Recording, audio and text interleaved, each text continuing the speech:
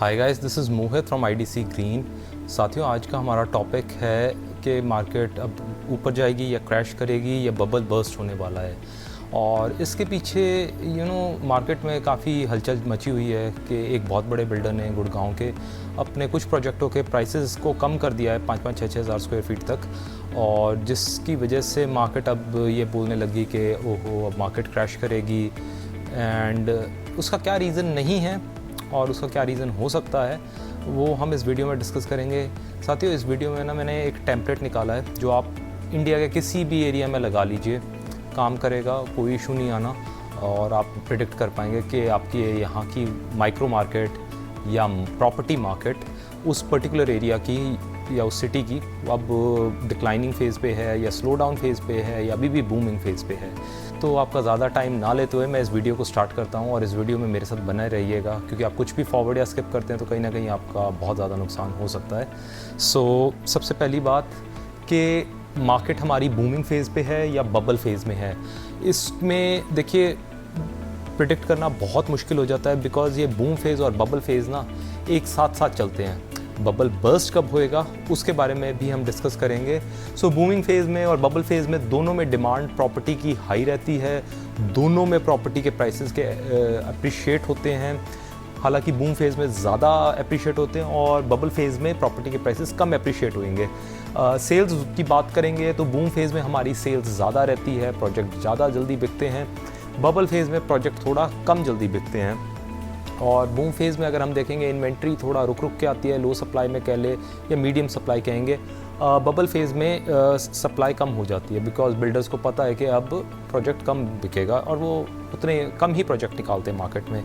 Next अगर हम बात करेंगे कि ये हमारी प्रॉपर्टी इन्वेस्टमेंट साइकिल है और इसमें हम कहाँ पे हैं वो भी मैं आपको अपनी ओपिनियन में बताऊँगा। यू कैन जज accordingly to yourself as well.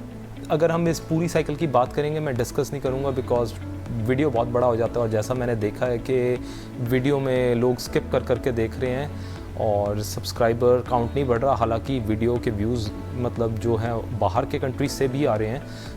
Please अगर आपने सब्सक्राइब नहीं किया है तो ये मौका है, आप अभी सब्सक्राइब कर दीजिए और मैं ऐसा इन्फॉर्मेटिव कॉन्टेंट आपके लिए लाता रहूँगा।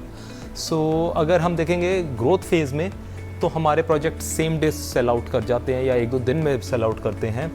डिक्लाइन फेज़ में वो सेम डे सेल आउट नहीं करते, कुछ महीनों तक प्रोजेक्ट्स पड़े रहते हैं। प्राइस की ग्रोथ जो बूम फेज़ होता है उसमें ज़्यादा तेज़ी होती है, और स्लो डाउन फेज़ में प्राइस का इंक्रीमेंट बहुत कम हो जाता है। इन्वेंट्री सेल्स अगर हम देखेंगे तो जल्दी जल्दी प्रॉपर्टी बिकती है और डिक्लाइन फेज़ में इन्वेंट्री कम बिकती है। जैसे हमने कुछ देखा है कि ज़्यादा बड़े लग्जरी लॉन्चेस आए हैं 7-7, 8-8 करोड़ के, 10-10 करोड़ के, तो वो बिक नहीं रहे हैं। जिन बिल्डर्स का आप मेरे से डिस्कस करना चाहते हैं आप मेरे को पर्सनली मैसेज कर दीजिए या आप इस वीडियो में कमेंट में भी लिख सकते हैं। न्यू लॉन्चेस अगर हम देखेंगे ग्रोथ फेज़ में ज़्यादा आते हैं, हाई वॉल्यूम आती है ग्रोथ, और न्यू लॉन्च अगर हम डिक्लाइन फेज़ में देखेंगे तो कम आएंगे। स्टोरी जो ग्रोथ फेज़ में हमें बताई जाती है कि सिटी ने इतना ग्रो कर लिया है, ईयर ऑन ईयर एप्रिसिएशन आ रही है, गवर्नमेंट की क्या डेवलपमेंट स्कीम्स आ रही हैं, उसी तरह जब हमारा प्रॉपर्टी का साइकिल डाउन आ जाता है, इन्वेस्टर्स ज़्यादा इंटरेस्टेड नहीं होते, तब प्रॉपर्टी एंड यूज़र्स को जो बताई जाती है वो ये कही जाती है this is a elite class property, one of a kind property, और ऐसी प्रॉपर्टी दोबारा नहीं आनी। तो इस तरह की बातें भी करी जाती हैं। ये आप अपने एरिया में देख सकते हैं कि what the sales people are telling you. Now next अगर हम बात करेंगे कि कुछ क्वेश्चंस जो मुझे पर्सनली मैसेज किए गए थे लोगों के कि ऑक्यूपेंसी ऑफ न्यू प्रोजेक्ट्स, तो गुड़गांव के अंदर मैं अगर बात करूँगा ऑक्यूपेंसी की, तो अब ऑक्यूपेंसी ज़्यादा इंक्रीज़ हो रही है। जिन लोगों ने भी स्मार्ट वर्ल्ड में इन्वेस्ट किया था, चाहे ऑर्चर्ड ले लें या जेम्स ले लें हम, वो अभी तक डिलीवरी फेज़ पे नहीं आए। उस पर कमेंट करना मुश्किल है। हालांकि जैसे ही वो डिलीवरी फेज़ पे आएंगे will be able to tell better about the market. और हमारे जो फाइनेंस मिनिस्टर हैं सीतारमन जी, जब वो अपना बजट पेश कर देंगे उसके बाद क्या आता है, will be able to tell better कि मार्केट अब किस तरफ जाएगी। नेक्स्ट हमारा जो है बात आ रही है कि लग्जरी लॉन्चेस इतने ज़्यादा आगे, मिड सेगमेंट कह रहा है कि हम अफोर्ड नहीं करवा रहे, तो ये लग्जरी लॉन्च क्या आने बंद हो जाएंगे? Answer is no, luxury launches आने बंद नहीं होंगे। हालांकि प्रॉपर्टी के प्राइसेस जो अब स्टेबलाइज हो चुके हैं 15,000 16,000 पे, वो वहाँ पे बने रहेंगे। कोई भी नया प्रोजेक्ट आएगा इससे नीचे नहीं आ पाएगा, क्योंकि लैंड की कॉस्ट इतनी अप्रिशिएट हो चुकी है। साथ ही साथ कंस्ट्रक्शन कॉस्ट हम ले लें और उसके साथ जो एमिनिटीज़ दी जाती हैं, तो इससे नीचे प्रोजेक्ट की लैंडिंग नहीं आएगी बिल्डर को। Investors thinking of high margin, अगर आप एक इन्वेस्टर हैं और अभी भी सोच रहे हैं कि अपना 1.5 करोड़ 2 करोड़ 2.5 करोड़ 3 करोड़ इन्वेस्ट करने का शॉर्ट टर्म के लिए, तो मेरा आंसर आपको नो है। शॉर्ट टर्म के लिए आप इन्वेस्टमेंट मत करिए, अब वो रिस्की प्रपोजल हो चुका है। अगर आप लॉन्ग रन का सोच रहे हैं then it's a very good decision.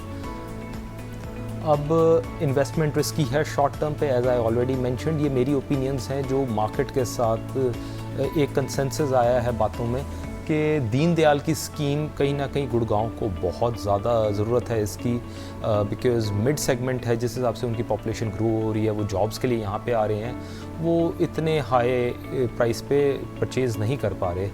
4th floor ban हट जाना चाहिए, बिकॉज़ कहीं ना कहीं जो भी इन्वेस्टर्स हैं जिनसे मेरी बात हुई वो प्लॉट लेना चाह रहे हैं एक इतने एक्सपेंसिव प्राइस पे। अगर वो रिटर्न ऑन इन्वेस्टमेंट कैलकुलेट करते हैं, अगर वो उस पर बिल्ड भी करते हैं अपने फ्लोर्स, तो कहीं ना कहीं वो इतना हाई प्राइस हो जाता है कि वो फिर रीच से बाहर हो जाता है builder floor. And 4th floor हमारे गुड़गांव का एपेटाइट इतना ज़्यादा है कि ईज़िली आ सकता है और कोई उस पर प्रॉब्लम नहीं आनी चाहिए। 2-3 BHK homes are need of the market, और अगर इसे बिल्डर इग्नोर करते हैं तो कहीं ना कहीं 2-3 बेडरूम जो ज़्यादा एक्सपेंसिव ना हो उसकी नीड है, और वो लग्जरी लॉन्च लाते हैं जिसको कोई नहीं खरीदने वाला, तो मार्केट कोलैप्स जल्दी हो जाएगी। And upgrade of infrastructure, government को भी इंफ्रास्ट्रक्चर पे अपग्रेड करना चाहिए अगर मार्केट ना क्रैश करे और ये मिलेनियम सिटी और ज़्यादा प्रॉस्पेरिटी में जाए, ताकि जो इन्वेस्टर हैं उनको तो बेनिफिट हो और जो नए एंड यूज़र्स आ रहे हैं उनकी वेल्थ भी अप्रिशिएट हो। इसमें गवर्नमेंट को ड्रेनेज सिस्टम पे वर्क करना बहुत ज़रूरी है, बिकॉज़ प्री मानसून में अब मैं ये रिकॉर्डिंग कर रहा हूँ आज, एंड मानसून आते ही पानी इतना भर जाता है रोड्स पे, ड्रेनेज सिस्टम इनएफिशिएंट हो जाते हैं हमारे, उसकी नीड है। रोड रिपेयर की बहुत ज़्यादा ज़रूरत है सिटी को। तो अगर गवर्नमेंट उस पर वर्क करेगी तो आई एम श्योर ये प्रॉपर्टी साइकिल अच्छा चलेगा, और जितने भी इन्वेस्टर्स हैं और जो आने वाले एंड यूज़र्स हैं उनको ये बहुत अच्छा रिटर्न देके जाएगी मार्केट। गाइस, आई मीन ये मेरी एक रिसर्च थी। अगर आप कहीं पे भी किसी भी पॉइंट से यू फील के नहीं हमें ये बात ठीक नहीं लगी मोहित, feel free to write it down in the comment section, and with this I would like to end my video. This is Mohit from IDC Green signing off.